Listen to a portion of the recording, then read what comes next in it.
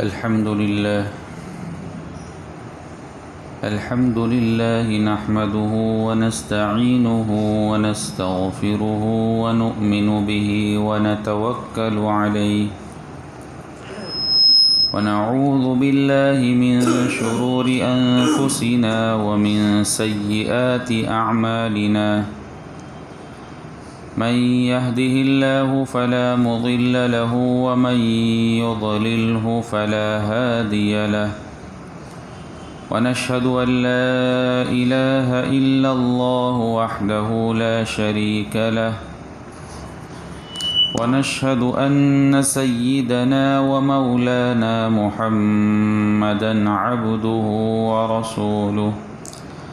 أما بعد فأعوذ بالله من الشيطان الرجيم بسم الله الرحمن الرحيم والوالدات يرضعن أولادهن حولين كاملين لمن أراد أن يتم الرضاعة وعلى المولود له رزقهن وكسوتهن بالمعروف لا تكلف نفس إلا وسعها لا تضار والدة بولدها ولا مولود له بولده وعلى الوارث مثل ذلك فإن أرادا فصالا عن تراض منهما وتشاور فلا جناح عليهما وإن أردتم أن تسترضعوا أولادكم فلا جناح عليكم إذا سلمتم ما آتيتم بالمعروف واتقوا الله واعلموا أن الله بما تعملون بصير۔ یہ سورہ بقرہ کی 233 نمبر کی آیت کریمہ ہے۔ اللہ رب العزت فرماتے ہیں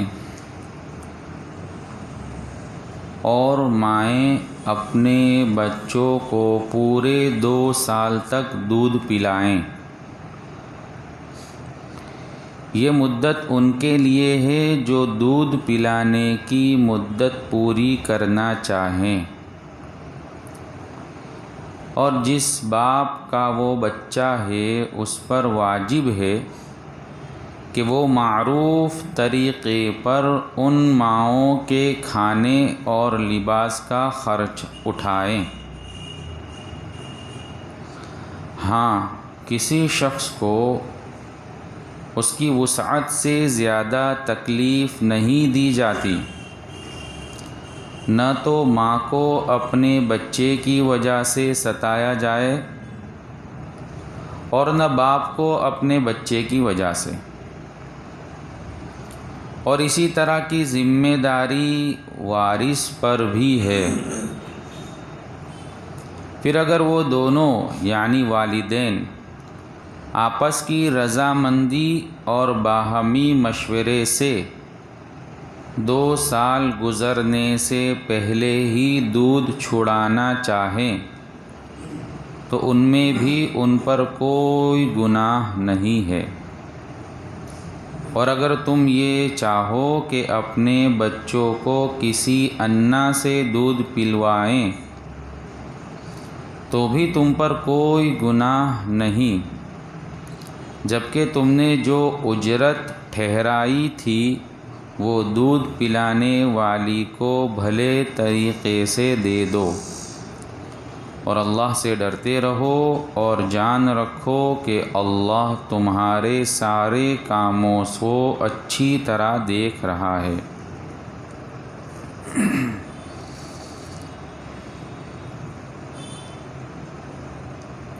طلاق کے مسائل بیان ہو رہے تھے۔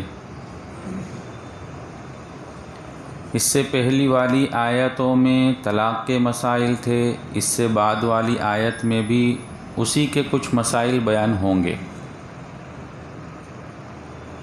بیچ میں یہ دودھ پلانے والی بات اللہ نے کیوں ذکر فرمائی؟ طلاق سے دودھ کا کوئی تعلق نہیں۔ اس کی وجہ اور ربط علماء نے یہ لکھا کہ ان میں جو باتیں بیان کی گئی ہے ان میں وہ باتیں بھی ہیں جن کی وجہ سے عام طور سے جھگڑا ہوتا ہے، اور جب جھگڑا ہوتا ہے تو طلاق کی نوبت آتی ہے۔ تو بیچ میں اس وجہ سے لیا ہے کہ اس کے اصول بیان کیے جاوے تاکہ جھگڑا ہی پیدا نہ ہو۔ جب جھگڑا پیدا نہ ہوگا تو طلاق کی نوبت بھی نہیں آئے گی۔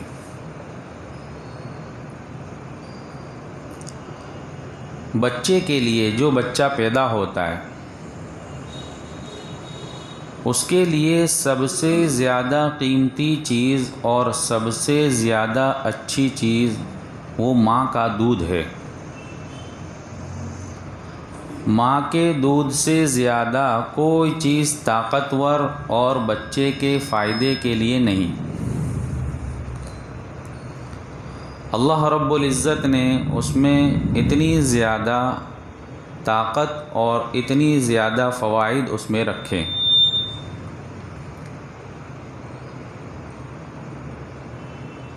اب اس کے کچھ احکام بیان کیے جا رہے ہیں۔ پہلے تو یہ سمجھے کہ ایک ہوتا ہے کہ بچے کو اپنی ماں دودھ پلائے، اور دوسری چیز ہے کہ بچے کو کسی اور عورت کے پاس، دوسری عورت کے پاس دودھ پینے کے لیے بھیجے۔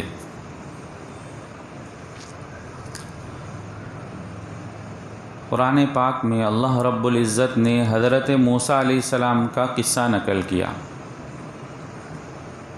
مختصر طور پر یہ کہ فرعون نے اعلان کر دیا تھا کہ جو بھی بچہ پیدا ہو اس کو قتل کر دیا جائے۔ حضرت موسیٰ علیہ السلام پیدا ہو رہے ہیں، ان کی ماں کو خوف ہوا کہ اب میرا بچہ بھی قتل کر دیا جائے گا۔ اس خوف کو اللہ رب العزت نے قرآن پاک میں اس کا نقشہ کھینچا۔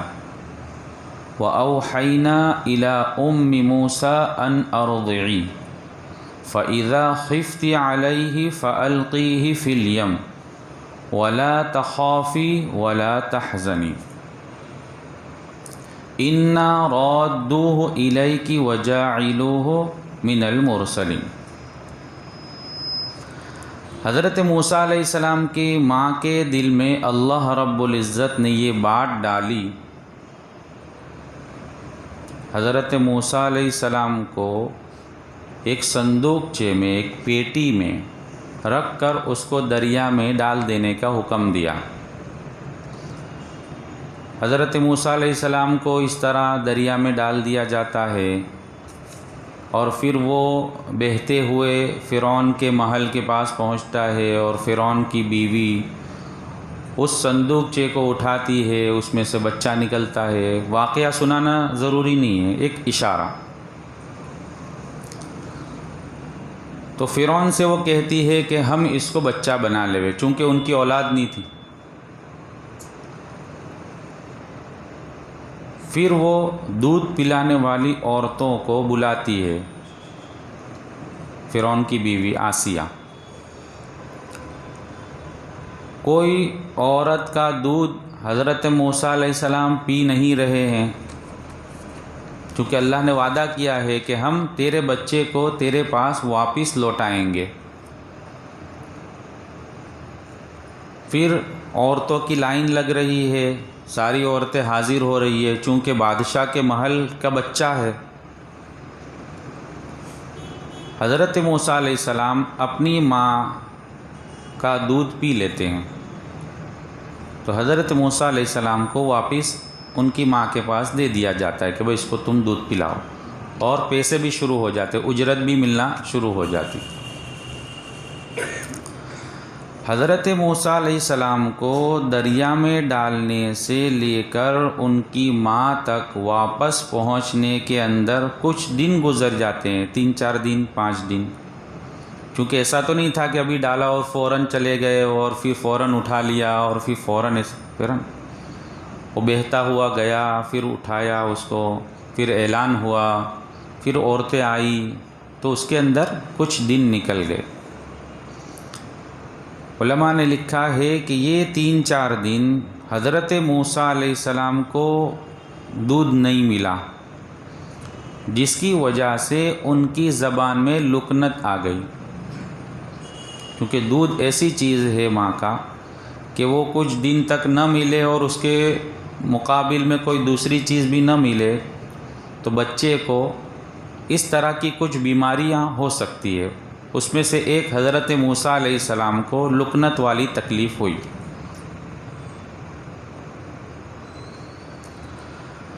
اس کے بالمقابل دوسرا قصہ اللہ کے رسول صلی اللہ علیہ وسلم کا ہمارے سامنے، کہ اس زمانے میں یہ رواج تھا کہ مکہ کی عورتیں یعنی شہر کی عورتیں اپنے بچوں کو دیہات کے اندر، گاؤں کے اندر عورتوں کو دودھ پلانے کے لیے دیتے تھے۔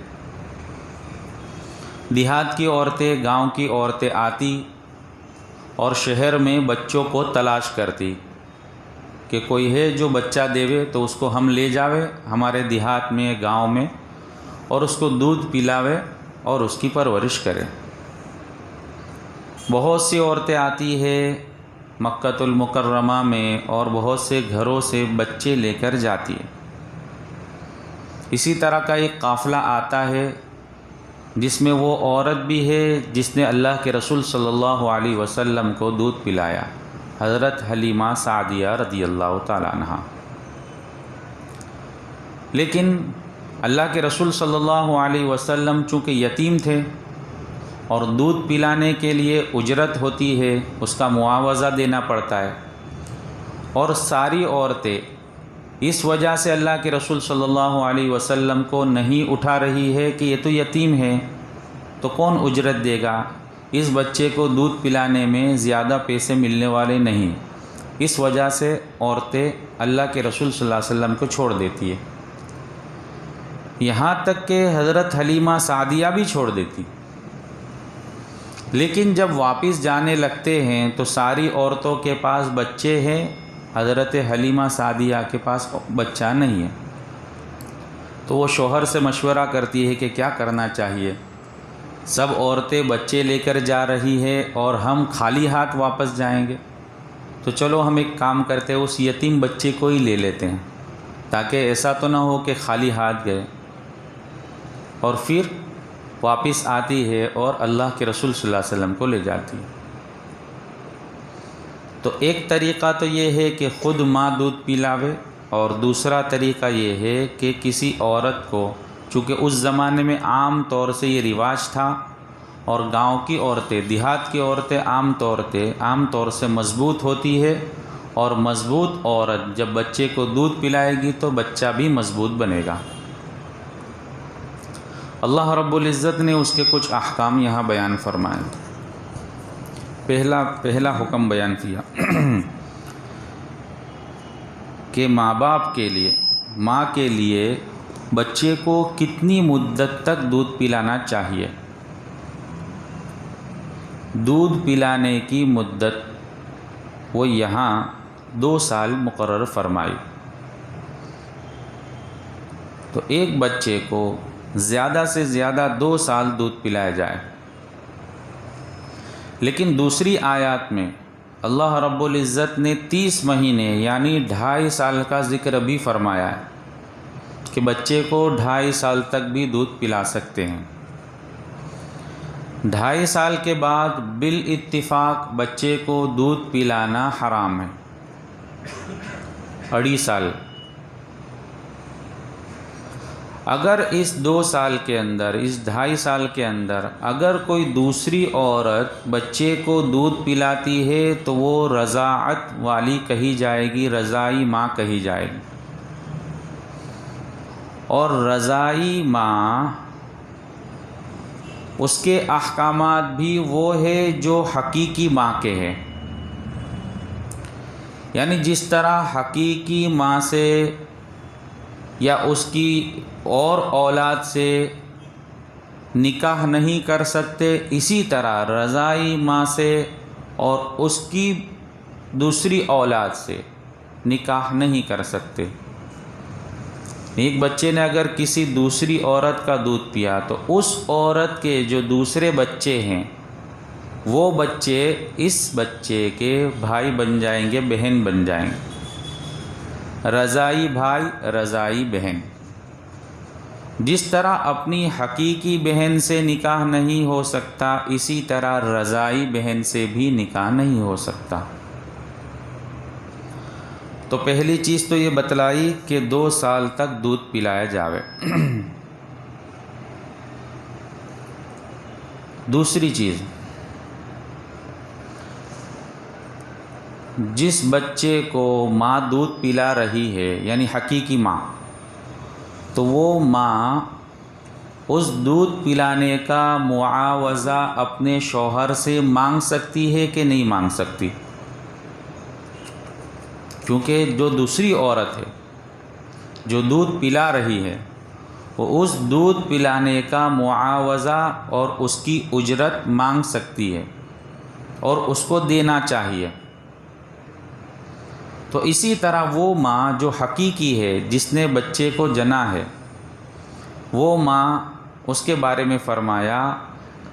کہ وہ ماں اجرت نہیں مانگ سکتی بچے کو دودھ پلانے کی اپنے شوہر سے، کیونکہ شوہر اس کا نفقہ برداشت کر رہا ہے. تو کہا گیا کہ اس کا نفقہ برداشت کرو، اس کے کپڑے لتے کا تم انتظام کرو، اور وہ عورت دودھ پلانے کا معاوضہ نہیں مانگ سکتی جب تک کہ اس کا تعلق اس شوہر کے ساتھ ہے. اس شوہر کے ساتھ تعلق ختم ہونے کی کیا شکل ہے؟ اگر کسی شوہر نے اپنی بیوی کو طلاق دے دی، اب وہ جس نے طلاق دی ہے اس کا بچہ ہے چھوٹا اور ماں اس کو دودھ پلا رہی ہے، تو عدت کے زمانے میں چونکہ وہ نفقہ دے رہا ہے، جب تک نفقہ دے رہا ہے یعنی عدت ختم نہ ہو تب تک، کیونکہ وہ حکم ہے کہ عدت ختم نہ ہو تب تک شوہر اپنی بیوی کا خرچہ دیوے، تو اس وقت تک وہ عورت یعنی اس بچے کی ماں دودھ پلانے کا معاوضہ نہیں مانگ سکتی. لیکن جب عدت ختم ہو گئی، اب جو ہے اس عورت کا تعلق اس شوہر سے ختم ہو گیا، لیکن اس کے بعد بھی وہ عورت اس بچے کو دودھ پلا رہی ہے، تو اس زمانے میں جب کہ تعلق ختم ہو گیا، اس اپنے بچے کو دودھ پلانے کا معاوضہ اپنے اس شوہر سے جو پہلے تھا یعنی اس بچے کا باپ، اس سے مانگ سکتی ہے، اس سے اس کا معاوضہ مانگ سکتی. تیسری چیز بتلائی کہ اس میں ایسا بھی نہ ہو کہ بچے کی وجہ سے شوہر کو تکلیف ہو، اور ایسا بھی نہیں ہونا چاہیے کہ بچے کی وجہ سے ماں کو تکلیف ہو. شوہر کو تکلیف ہو یعنی بچے کے باپ کو تکلیف ہو. اس کی شکل کیا ہو سکتی ہے کہ اگر تعلق ختم ہو گیا اور وہ عورت پیسے مانگ رہی ہے دودھ پلانے کے معروف طریقے کے خلاف، یعنی بہت زیادہ پیسے مانگ رہی ہے، اور دوسری عورتیں اس سے کم میں دودھ پلانے کے لیے تیار ہے، تو وہ شوہر یعنی وہ بچے کا باپ اپنے بچے کے لیے دوسری عورت کا انتخاب کر سکتا ہے. وہ اپنے بچے کو دوسری عورت کو دے سکتا ہے چونکہ وہ زیادہ رقم مانگ رہی. اور اسی طرح ماں اگر اس کا معاوضہ مانگتی ہے تو یہ شوہر کے لیے ضروری ہے کہ وہ معروف طریقے کے مطابق اس کا معاوضہ ادا کرے۔ دوسری چیز کہ بچے کی وجہ سے نہ باپ کو تکلیف دی جاوے نہ ماں کو تکلیف دی جاوے، کا مطلب یہ ہے کہ اگر ماں کو کوئی عذر آ گیا،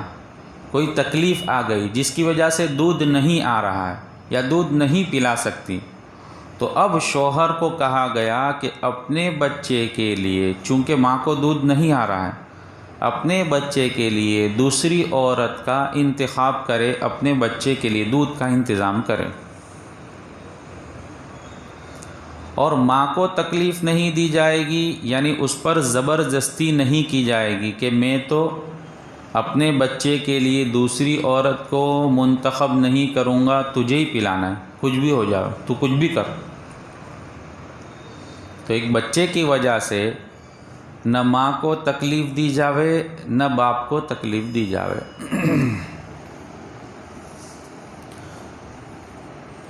دوسری چیز بتلائی آگے، وَعَلَى الْوَارِثِ مِثْلُ ذَلِكَ، اگر کوئی بچہ یتیم ہو گیا، اب اس یتیم کے لیے چونکہ اس عورت کا تعلق شوہر سے اس کے شوہر کے مرنے کی وجہ سے ختم ہو گیا، تو اب اس بچے کو دودھ پلانے کا ذمہ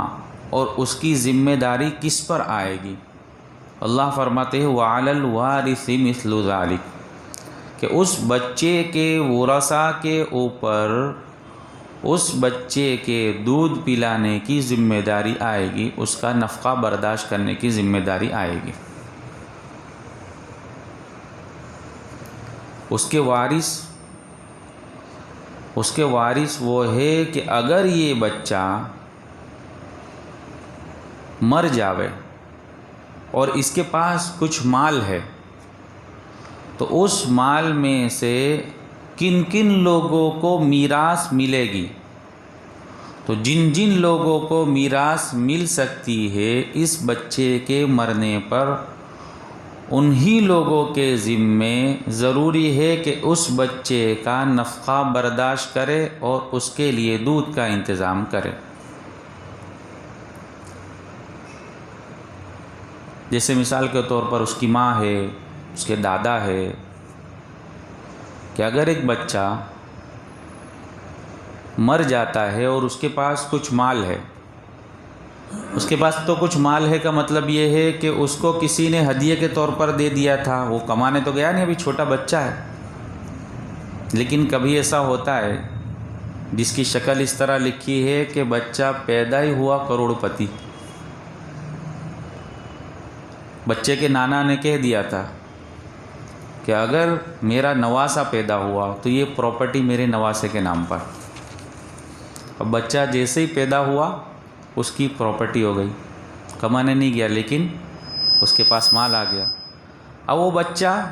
کچھ مدت میں اگر انتقال کر جاتا ہے تو اس کے اس مال میں میراث تقسیم ہوگی۔ اگر وہ یتیم ہو چکا ہے، جیسا کہ اس میں ذکر کیا گیا کہ اگر یتیم بچہ ہے اور وہ مر جاتا ہے تو اس کے مال میں سے جن جن لوگوں کو میراث ملتی ہے اس بچے کا نفقہ اور اس بچے کے دودھ پلانے کی ذمہ داری بھی ان ورثاء پر آتی ہے۔ آگے اللہ رب العزت فرماتے ہیں کہ ورثاء پر ذمہ داری آئے گی پھر اگر دونوں یعنی والدین آپس کی رضامندی سے 2 سال سے پہلے دودھ چھڑانا چاہے تو دودھ چھڑا سکتے ہیں۔ اس کا مطلب یہ نکلا کہ 2 سال تک دودھ کا پلانا واجب نہیں ہے۔ اگر میاں بیوی دونوں آپس کی رضامندی سے، آپس کے جھگڑے سے نہیں، کبھی کسی وجہ سے دونوں میں جھگڑا پیدا ہو گیا اور جھگڑے کی وجہ سے دودھ چھڑا دیا کہ میں تیرے بچے کو دودھ نہیں پلاؤں گی، اور اس نے کہا مت پلانا، تو دونوں کے جھگڑے کی وجہ سے دودھ چھڑایا گیا، فرماتے ہیں کہ تمہارے جھگڑے کی وجہ سے بچے کا نقصان نہیں ہونا چاہیے، لیکن اگر دونوں رضامندی سے آپسی مشورے سے یہ طے کر لیوے کہ ہمیں اب اتنی مدت ہی دودھ پلانا ہے، کوئی عذر آ گیا یا ایسے ہی کوئی تکلیف ہو گئی، اس کی وجہ سے آپس کے رضامندی اور مشورے سے 2 سال سے پہلے بھی دودھ چھڑانا چاہے تو اس کی اجازت ہے، اس میں کوئی گناہ نہیں ہے۔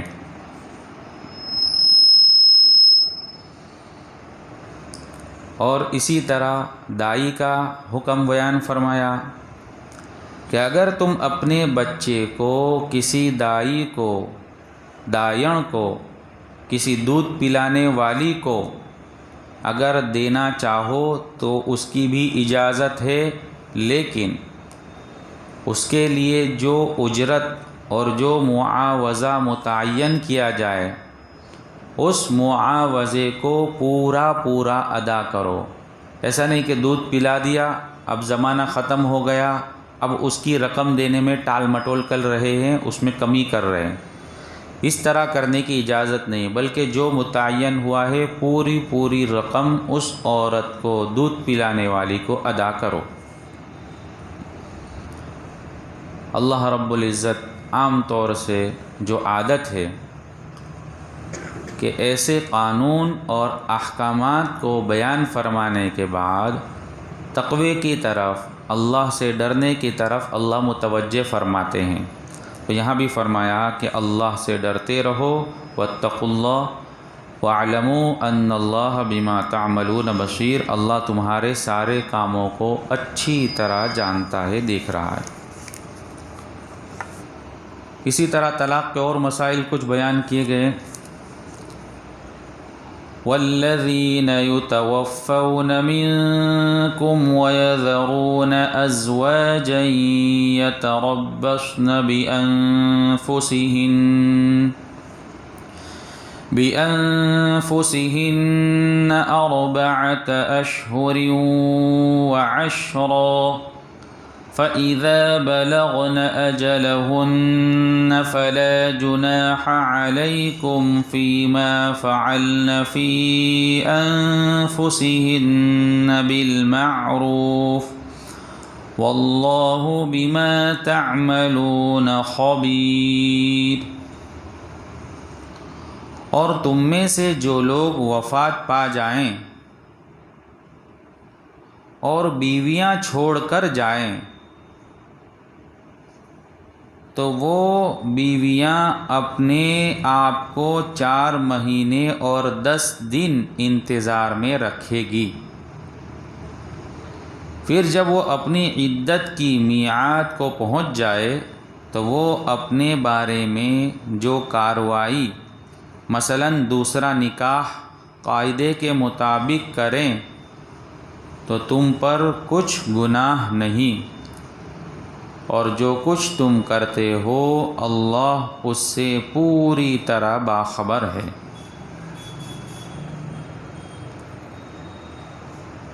پہلے مطلقہ عورت کی عدت کے بارے میں احکامات بیان کیے تھے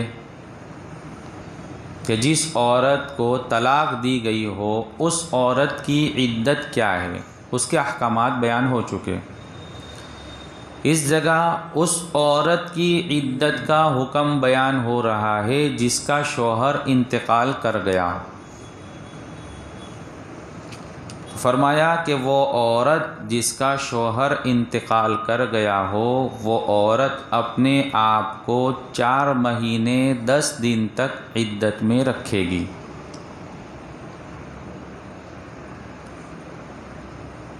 پھر عدت گزر جانے کے بعد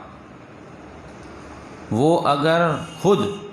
عورت اپنا نکاح دوسری جگہ کرنا چاہے قاعدے کے مطابق تو گھر والوں کے لیے کہا کہ اس کو نہ روکا جاوے بلکہ اس کو دوسری جگہ نکاح کرنے کی اجازت دی جاوے، جبکہ وہ معروف طریقے کے مطابق قاعدے کے مطابق اپنا نکاح کر رہی ہو۔ 4 مہینے 10 دن۔ اگر کسی شوہر کا انتقال ہوا چاند رات کے دن، یعنی چاند ہوا اس وقت اس شوہر کا انتقال ہو گیا، 1 تاریخ تھی یا 30ویں تاریخ تھی، تو اب وہ عدت میں بیٹھے گی 4 مہینے 10 دن، یعنی وہ مہینے گنے جائیں گے۔ پہلا چاند جیسے محرم کا پہلا چاند تھا، اب اس کی عدت شروع ہوئی تو محرم، صفر، ربیع الاول، ربیع الاخر، جمادی الاول۔ جمادی الاول کی 10 تاریخ کو اس عورت کی عدت پوری ہو جائے گی۔ اب اس میں ایسا بھی ہو سکتا ہے کہ بیچ کے کچھ مہینے 29 کے آ گئے، تو 29 کے آوے یا 30 کے آوے اس سے کچھ بھی فرق پڑے گا نہیں، جبکہ یہ شوہر 1 یا 30ویں تاریخ کو انتقال فرما گیا۔ لیکن اگر بیچ میں اس کا انتقال ہوا، بیچ کی تاریخیں تھی، تو پھر اس کے لیے یہ حکم ہے کہ وہ پورے 130 دن گن کر اپنی عدت کو ختم کرے۔ پھر چاہے وہ بیچ کا 30واں مہینہ ہو، 29واں مہینہ، وہ دیکھنے کی ضرورت نہیں، تو 130 دن پورے کرے جبکہ وہ بیچ میں انتقال کر گیا۔ اور اگر وہ چاند رات یعنی 30واں چاند تھا، 30ویں تاریخ تھی یا 1 تاریخ تھی، اس طرح اس کا انتقال ہوا تو 4 مہینے گن کر اس کے اوپر 10 دن گن کر اس کی عدت ختم ہوگی۔ پھر اس دوران دوسرے نکاح کا کیا حکم ہے، کس طرح کیا جاوے، اس کے کیا احکامات ہیں، اللہ رب العزت آگے بیان فرمائیں گے، انشاءاللہ اس کو پھر سنیں گے۔ بسم اللہ الرحمن الرحیم، سبحانک اللہم و بحمدک و تبارک اسمک و تعالی جدک و لا الہ غیرک، اللہم صلی علی سیدنا مولانا محمد وعلی آل سیدنا مولانا محمد صلاة تنجینا بها من جمیع الاحوال والآفات وتقضی لنا بها جمیع الحاجات وتطہرنا بها من جمیع السیئات وترفعنا بها عندك على الدرجات وتبلغنا بها أقصى الغایات من جميع الخيرات في الحياة وبعد الممات إنك على كل شيء قدير یا ارحم الراحمین، یا اکرم الاکرمین۔ یا اللہ ہم تمام کے گناہوں کو معاف فرما، تمام کی خطاؤں سے درگزر فرما۔ یا اللہ اپنے فضل کا معاملہ فرما، یا اللہ اپنے فضل کا معاملہ فرما، یا اللہ اپنے فضل کا معاملہ فرما۔ یا اللہ تو نے جو احکامات بندوں کو لیے اتارے ہیں، یا اللہ اس کو صحیح سمجھ کر اس پر عمل کی توفیق عطا فرما۔ یا اللہ صحیح سمجھنے کی توفیق عطا فرما۔ یا اللہ تیرے احکامات ہم پر آسان فرما۔ تو نے جن کاموں کے کرنے کا حکم دیا ان کاموں کو کرنے کی توفیق عطا فرما، جن کاموں سے منع فرمایا ان کاموں سے بچنے کی توفیق عطا فرما۔ یا اللہ وہ اعمال کی توفیق عطا فرما جس سے تو راضی ہوتا ہے، جس سے تو خوش ہوتا ہے۔ یا اللہ ان کاموں سے حفاظت فرما جس سے تو ناراض ہوتا ہے، جس سے تیرا غضب اترتا ہے۔ یا اللہ اپنے فضل کا معاملہ فرما، ہم کمزوروں پر رحم فرما۔ یا اللہ کمزوروں پر رحم کیا جاتا ہے۔ یا اللہ ہم اقراری مجرم ہیں، اپنی کمزوری کا اقرار کرتے ہیں، ہم تیرے بندے ہیں۔ یا اللہ نافرمان صحیح لیکن تیرے ہی بندے ہیں۔ یا اللہ تیرے پیارے حبیب صلی اللہ علیہ وسلم کے امتی ہیں۔ یا اللہ تو اپنے حبیب صلی اللہ علیہ وسلم کے صدقے میں ہمارے گناہوں کو معاف فرما، پوری امت مسلمہ کی گناہوں کو معاف فرما، پوری امت مسلمہ کی مغفرت فرما، پوری امت مسلمہ کی مغفرت فرما۔ اپنے فضل کا معاملہ فرما، ہمارے بیماروں کو شفا عطا فرما، مقروضوں کی قرضوں کی ادائیگی کی شکلیں پیدا فرما، حاجت مندوں کی حاجتیں پوری فرما۔ جو جس لائن سے پریشان ہے ہر ایک کی پریشانی کو اپنے فضل سے دور فرما۔ ہماری دعاؤں کو اپنے فضل و کرم آقا صلی اللہ علیہ وسلم کے صدقے میں قبول فرما۔ یا رب صلی وسلم دائما ابدا علی حبیبک خیر الخلق کلہم۔ سبحان ربک رب العزة عما یصفون، سلام علی المرسلین والحمد للہ رب العالمین برحمتک۔